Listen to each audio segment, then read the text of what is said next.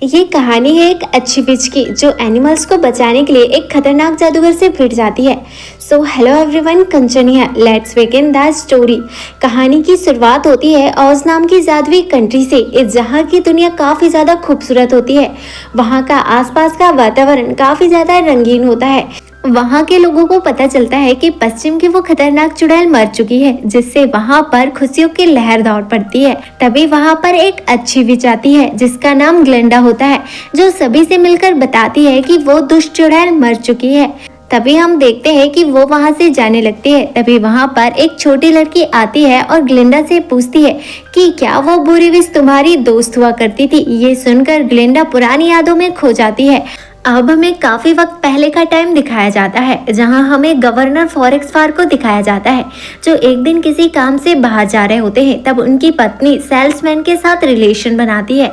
ऐसे ही कई महीने बीत जाते हैं। फिर फॉरेक्स फार को पता चलता है कि वो पिता बनने वाले हैं, इसलिए वो काफी ज्यादा खुश हो जाते हैं। जल्द ही वो दिन भी आ जाता है जब उनकी वाइफ की डिलीवरी होनी थी और अब उनकी पत्नी एक बच्चे को जन्म देती है, जिससे गवर्नर काफी ज्यादा खुश हो जाते हैं। तभी उन्हें पता चलता है कि उनके बच्चे का रंग हरा है, जिससे वो काफी ज्यादा नाराज हो जाते हैं। तभी वहाँ की चीजें हवा में उड़ने लगती हैं, जिससे गवर्नर को ये लगता है कि उनके घर में एक राक्षस का जन्म हुआ है। इसलिए वो गुस्से में आ जाता है और उस बच्चे को अपने से दूर करने के लिए कहता है। इसके बाद हम एक फीमेल भालू को देखते हैं जो उस बच्चे को लेकर वहां से चले जाती है और वही उसकी देखभाल करती है और उसे बड़े प्यार से पालती है और वो उसका नाम अल्फबा रखती है। इसी बीच गवर्नर की दूसरी बेटी हो जाती है, जिसका नाम नैसरराज रखा जाता है। ये दोनों बहनें मिलकर खेला करती थी, लेकिन बाकी बच्चे इन लोगों से दूर रहा करते थे क्योंकि अल्फबा वैसे ही बदसूरत थी। वहीं पर गवर्नर की दूसरी बेटी अपाहिज होती है। इसी वजह से सारे बच्चे इन दोनों से दूर रहा करते थे। ये सुनकर अल्फबा को काफी ज्यादा गुस्सा आता है, जिससे वो अपने पास के पत्थरों को उड़ाकर उन बच्चों पर फेंक देती है, जिससे वो लोग वहाँ से भाग जाते हैं। तभी वहाँ पर उनके पापा आते हैं और वो अल्फबा को डांट कर अपनी दूसरी बेटी को वहाँ से ले जा लेते हैं। ऐसे ही कई साल गुजर जाते हैं और हम देख पाते हैं ग्लिंडा को, जो एक नाव में बैठकर कहीं जा रही होती है। ये पहुंचती है सीज यूनिवर्सिटी में, जहां पर इसे आगे की पढ़ाई करनी होती है। ये जगह काफी ज्यादा खूबसूरत होती है। ग्लिंडा यहाँ पर अपने बहुत सारे सामानों के साथ पहुंच जाती है। तभी वहां पर अल्फबा भी आ जाती है, जिसे देखकर सभी लोग डरने लगते हैं। तभी ग्लिंडा उससे कहती है कि तुम तो हरी हो। तभी वहाँ पर गवर्नर अपनी दूसरी बेटी को लेकर आता है, जो पैरों से अपाहिज होती है। यहाँ पर उसके फादर उसे चमचमाते सैंडल देते हैं, जिनको देखकर वो काफी ज्यादा खुश हो जाती है। तभी अनाउंसमेंट होता है कि सभी छात्र नए हॉल में तुरंत पहुँचे। एक्चुअल में अल्फबा अपनी छोटी बहन को विदा करने आई थी, लेकिन तभी अल्फबा के डैड कहते हैं कि तुम यहीं पर रहो, तुम मेरी छोटी बेटी का ख्याल रखना। जिससे साफ जाहिर होता है कि अल्फबा के डैड उससे बिल्कुल प्यार नहीं करते, बल्कि वो अपनी छोटी बेटी से प्यार करते हैं। आगे दिखाया जाता है कि सभी छात्र हॉल में पहुंच जाते हैं, जहां पर सभी को बधाई दी जाती है और एक बड़ी सी स्पीच दी जाती है और सभी का वेलकम किया जाता है। इसके बाद सभी को इनके कमरे दिखाए जाते हैं। जैसे ही अल्फबा अपनी छोटी बहन को लेकर जाने लगती है, तभी वहां पर एक मैड आती है और कहती है कि हम इनकी देखभाल कर सकते हैं, तुम यहाँ से जा सकती हो। और वो जबरदस्ती अल्फबा की छोटी बहन को वहाँ से ले जाने लगती है। ये देखकर अल्फबा को काफी ज्यादा गुस्सा आ जाता है, जिससे वो वहाँ की सारी चीजें हवा में उड़ाने लगती है। जैसे ये सब कुछ होता है, वो सारे स्टूडेंट डर जाते हैं और सोचने लगते हैं कि ये सब क्या हो रहा है।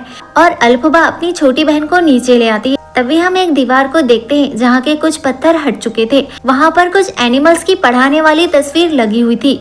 इतना कुछ होने के बाद वहाँ पर मैडम मैरेवल आती है और कहती है कि ये सब मैंने किया है, ताकि तुम इन सब चीजों से डरो ना, क्योंकि यहाँ पर ऐसी चीजें होना आम बात है। तभी मैडम मैरेवल पूछती है कि कौन अल्फबा के साथ रूम शेयर करेगा, जिस पर ग्लिंडा कहती है कि मैं, क्योंकि ग्लिंडा मैडम मैरेवल को इम्प्रेस करना चाहती है, ताकि वो उनके सेमिनार में ग्लिंडा को शामिल कर ले। वहीं पर मैडम मैरेवल अल्फबा को अपने साथ ले जाती है और कहती है कि आज से मैं तुम्हें अकेले में ही पढ़ाऊंगी, तुम मेरे लिए सबसे स्पेशल हो। ये सुनकर अल्फबा काफी ज्यादा खुश हो जाती है और खुशियों से झूमने लगती है। जिसके बाद हमें दिखाया जाता है कि अल्फबा ग्लिंडा के रूम में आ जाती है, जहाँ पर ग्लिंडा अल्फबा से काफी ज्यादा नाराज होती है और उससे कहती है कि ये तुम्हारी जगह है। यहाँ पर दोनों के बीच तू मैं चलती रहती है। इसके बाद हमें क्लासरूम का सीन दिखाया जाता है, जहाँ उन्हें पढ़ाने प्रोफेसर गॉट आते हैं और वो उन्हें पढ़ाना स्टार्ट कर देते हैं। उनको पढ़ाने की चीजें काफी ज्यादा हाईटेक होती हैं। तभी हम देखते हैं कि एक बोर्ड नीचे गिरता है जिसमें लिखा होता है कि एनिमल को सिर्फ देखा जाता है, उन्हें सुना नहीं जाता, जिससे प्रोफेसर गॉट काफी ज्यादा गुस्सा हो जाते हैं और टेबल पर लात मारते हैं, जिसकी वजह से वहाँ पर लगा फूलदान जाकर खिड़की में लग जाता है और खिड़की टूट जाती है और प्रोफेसर गॉट क्लास को डिसमिस कर देते हैं। इसके बाद सभी स्टूडेंट बाहर चले जाते हैं, लेकिन अल्फबा वहीं पर रुक जाती है और उन्हें सहारा देती है। यहीं पर सीन चेंज होता है। हम अल्फबा को देखते हैं जो मैडम मैरीवेल के पास आती है ताकि वो उनके पास जाकर पढ़ सके। यहाँ पर मैडम मैरीवेल कहती है तुम अपने मन को शांत करके इस सिक्के को हवा में उड़ाकर दिखाओ, लेकिन अल्फबा कहती है कि मुझसे ये नहीं हो पाएगा, जिस पर मैडम मैरीवेल कहती है कि तुम्हारे अंदर बहुत ज्यादा पावर्स है। इस पर अल्फबा एनिमल्स की बातें याद करती है और उसे काफी ज्यादा गुस्सा आ जाता है और हम देखते हैं कि वो सिक्का हवा में उड़ने लगता है, जिस पर मैडम मैरीवेल कहती है कि मैंने कहा था कि तुम्हारे पास असीम पावर है, बस तुम्हें उसका इस्तेमाल करना सीखना है।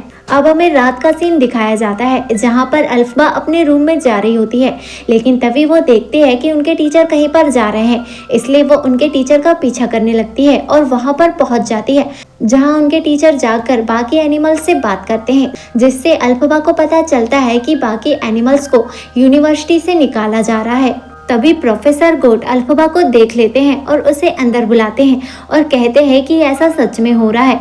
इसलिए अल्फबा कहती है कि मैं मैडम मैरीवेल से बात करूंगी और ये कहकर वो वहां से जाने लगती है। अभी हम एक इंसान को देखते हैं जो घोड़े में सवार होकर आता है और वो अल्फबा से टकरा जाता है और जैसे ही वो अल्फबा को देखता है तो वो हैरान रह जाता है क्योंकि वो हरे रंग की होती है। आगे हमें यूनिवर्सिटी का सीन दिखाया जाता है, जहाँ पर अनाउंस होता है कि प्रिंस ब्यूरो एडमिशन ले रहे हैं। इसलिए हम ग्लिंडा को देखते हैं जो काफी ज्यादा तैयार होने लगती है और तैयार होकर प्रिंस ब्यूरो के सामने आती है। जैसे ही प्रिंस ब्यूरो ग्लिंडा को देखते हैं उसकी नजर ग्लिंडा से नहीं हटती। तभी एक लड़का ग्लिंडा के पास आता है और कहता है कि तुम काफी ज्यादा खूबसूरत हो। तभी हम ग्लिंडा को देखते हैं जो उस लड़के से कहती है कि तुम उस लड़की के पास जाओ, वही तुम्हारे लिए सबसे खूबसूरत है, जो कि अल्फबा की छोटी बहन होती है। अब हमें नाइट का सीन दिखाया जाता है, जहां सभी लोग पार्टी के लिए तैयार होते हैं। ग्लिंडा भी पार्टी के लिए रेडी होती है। तभी उसके दोस्त उससे कहते हैं कि ये कैप कितनी गंदी है, जिस पर ग्लिंडा कहती है कि मैं जानती हूँ कि ये कैप किसको डिजर्व करती है। इसके बाद हम देखते हैं कि वहाँ पर अल्फबा आ जाती है और ग्लिंडा कहती है कि तुम्हें भी उस पार्टी में आना चाहिए और वो कैप उसे दे देती है। इसके बाद हमें पार्टी का सीन दिखाया जाता है, जहाँ पर सभी लोग एंजॉय कर रहे होते हैं। यहाँ पर ग्लिंडा और ब्यूरो काफी ज्यादा क्लोज आ जाते हैं। तभी वहाँ पर मैडम मैरीवेल आती है और ग्लिंडा को एक जादुई स्टिक देती है और कहती है कि अब से तुम मेरे सेमिनार अटेंड कर सकती हो, जिस पर ग्लिंडा उसे थैंक यू कहती है। तभी मैडम मैरीवेल कहती है कि मुझे थैंक यू मत कहो, मैंने ये सब अल्फबा के कहने पर किया है। ये कहकर मैडम मैरीवेल वहां से चली जाती है। तभी वहां पर अल्फबा आ जाती है। उसे देखकर सभी लोग उसका मजाक उड़ाने लगते हैं क्योंकि वो काफी ज्यादा बदसूरत दिख रही थी। अब यहाँ पर ग्लिंडा को अपनी गलती रियलाइज हो जाती है और हम देखते हैं कि ग्लिंडा अल्फबा के साथ डांस करने लगती है। ये देखकर सभी लोग उसके साथ डांस को एंजॉय करने लगते हैं और हम देखते हैं कि अल्फबा और ग्लिंडा के बीच की बहस खत्म हो जाती है और ये दोनों अच्छे दोस्त बन जाते हैं। अगले सीन में हम ग्लिंडा और अल्फबा को एक साथ देखते हैं, जहाँ पर ग्लिंडा और अल्फबा दोनों एक दूसरे को अपने अपने राज बताते हैं। जहाँ पर ग्लिंडा बताती है मैं और ब्यूरो शादी करने वाले हैं, अब तुम ये बताओ कि तकिया के नीचे ये शीशी क्यों रखती हो। जिस पर अल्फबा बताती है कि मैं हरी थी, इसलिए मेरे पिता को ये डर था कि मेरी छोटी बहन भी हरी हो जाएगी, इसलिए जब मेरी माँ प्रेग्नेंट थी तो वो उन्हें मिल्क फ्लावर खिलाते थे, लेकिन उस बच्चे ने समय से पहले ही जन्म ले लिया और वो मेरी छोटी बहन थी और इसकी वजह से मेरी मॉम की डेथ हो गई और यही मेरी गलती थी। जिस पर ग्लिंडा कहती है कि इसमें तुम्हारी कोई गलती नहीं है, ये सब कुछ मिल्क फ्लावर की वजह से हुआ था। अब हमें अगले दिन का सीन दिखाया जाता है, जहाँ पर सभी स्टूडेंट हिस्ट्री पढ़ रहे होते हैं। तभी वहाँ पर कुछ गार्ड्स आ जाते हैं और हिस्ट्री के प्रोफेसर गॉट को खींचकर ले जाने लगते हैं। जिसके बाद वहाँ पर हिस्ट्री का नया टीचर आता है, जिसने एक पिंजरे में लॉयन के बच्चे को लेकर आया था, जिससे अल्फबा को बहुत ज्यादा गुस्सा आता है और हम देखते हैं कि वो टेबल में अपना हाथ पटकती है, जिसकी वजह से टेबल के सारे फूल वहां पर उड़ने लगते हैं, जिसकी वजह से सारे बच्चे बेहोश हो जाते हैं। और इसी समय का फायदा उठाकर अल्फा और ब्यूरो उस लोयन के बच्चे को जंगल में ले जाकर छोड़ देते हैं, जहां पर अल्फा बताती है कि एनिमल्स के साथ काफी बुरा काम हो रहा है, उन्हें यूनिवर्सिटी से निकाला जा रहा है ताकि वो आगे ना बोल सके। इससे ब्यूरो भी काफी ज्यादा दुखी होता है। फिर हमें अगले दिन का सीन दिखाया जाता है, जहां अल्फा के लिए विजार्ड से इन्विटेशन लेटर आता है, जो कि बहुत बड़ी बात होती है क्योंकि ऐसा मौका हर किसी को नहीं मिलता। इससे अल्फा काफी ज्यादा खुश होती है और हम देखते हैं कि अल्फा को सभी लोग विदा करने के लिए आते हैं। तभी अल्फा को लेने काफी खूबसूरत ट्रेन आती है और हम देखते हैं कि अल्फा बैठकर जाने लगती है। तभी ग्लिंडा उसे बाय कहती है तो अल्फा कहती है कि तुम भी मेरे साथ चलो। तो ग्लिंडा भी ट्रेन में चढ़ जाती है। जब ये लोग विजार्ड पहुंचते हैं तो इनकी आंखें फटी की फटी रह जाती है क्योंकि वहां का नज़ारा काफी ज्यादा खूबसूरत होता है। इसके बाद जब ये लोग अंदर आते हैं तो वहां पर एक मंकी मिलता है जो इन्हें विजार्ड के पास ले आता है। जब ये दोनों वहां पर पहुंचते हैं तो एक बड़ा मुंह वाला राक्षस इनसे बात करता है, जिससे ये दोनों डर जाते हैं। तभी अल्फा अपना नाम बताती है, जिससे विजार्ड बाहर आता है और इन दोनों से बातें करता है, जहां पर विजार्ड उन्हें फ्यूचर सिटी के बारे में बताता है कि कैसे हम फ्यूचर सिटी को डिजाइन करेंगे, जिसमें वो अल्फा की एडवाइस लेता है, जो दिखने में काफी शानदार सिटी लग रही होती है। जिसके बाद विजार्ड अल्फा को एक अल्फा डॉल देता है, जिससे अल्फा काफी ज्यादा खुश हो जाती है। तभी वहाँ पर मैडम मैरीवल आती है, जो ग्लिंडा को देखकर मुंह बनाते हुए कहती है कि तुम भी आ गई इसके साथ। अब हम मैडम मैरीवल और विजार्ड को देखते हैं, जो अल्फा को लेकर एक बुक के पास आ जाते हैं। जैसे ही अल्फा वहाँ पर पहुँचती है वो बुक अपने आप ही खुल जाती है। तभी विजार्ड एक बंदर से मिलाता हुआ कहता है कि इसका नाम चिस्ट है, ये सभी बंदरों का लीडर है। अभी हम अल्फा के पास रखी किताब को देखते हैं, जिसके पन्ने अचानक ही पलटने लगते हैं। तो ग्लिंडा कहती है कि देखो इस किताब में क्या हो रहा है। तभी मैडम मैरीवल कहती है कि इस बुक को पढ़ना काफी ज्यादा मुश्किल है, क्योंकि मैंने खुद इस बुक के 2-3 शब्द ही पढ़े हैं, जिसमें मुझे काफी साल लग गए। तभी अल्फा उन मंत्रों को पढ़ने लगती है, जिसे देखकर मैडम मैरीवल काफी ज्यादा हैरान हो जाती है। जैसे ही वो मंत्र पूरा होने लगते हैं तभी हम देखते हैं कि वो मंकी तड़पने लगता है और देखते ही देखते उसके पंख निकल आते हैं। तभी मैडम मैरीवल कहती है कि इन पंखों की वजह से ये कमाल के जासूस बनेंगे। ये सुनकर अल्फा समझ जाती है कि यही है जो जानवरों को गायब कर रहे हैं और ये नहीं चाहते कि जानवर पहले की तरह आगे भी बोल पाए। और अल्फा को रियलाइज हो जाता है कि ये जानवरों को बंदी बनाकर अपना काम करवाना चाहते हैं। अब अल्फा गुस्से में आकर वहां से बाहर जाने लगती है। अभी वो देखती है कि बाकी के बंदरों में भी पंख निकल आए हैं। अल्फा वहां से जाने लगती है। मैडम मैरीवल और विजार्ड उन्हें समझाने लगते हैं, लेकिन अल्फा उनकी बात नहीं मानती और वहां से निकलकर भागने लगती है। तभी मैडम मैरीवल सभी बंदरों को धमकी देते हुए कहती है कि अगर तुम्हें अपने परिवार की चिंता है तो तुम उस हरी लड़की को पकड़ ले आओ। अब हम उन मंकीज को देखते हैं जो अपने परिवार के डर की वजह से अल्फा का पीछा करने लगते हैं। तभी अल्फा के पीछे पीछे ग्लिंडा भी आ जाती है। अब वो उड़ने वाले बंदर अल्फा को पकड़ने की पूरी कोशिश करते हैं। अब ग्लिंडा और अल्फा आगे निकल जाते हैं और एक बड़े से बलून में बैठकर वहाँ से निकलने वाले होते हैं, लेकिन वहाँ से बाहर निकलने का रास्ता बंद हो जाता है। लेकिन ग्लिंडा और अल्फा उस बलून से निकलकर एक रूम में आ जाते हैं और उस रूम को लॉक कर देते हैं।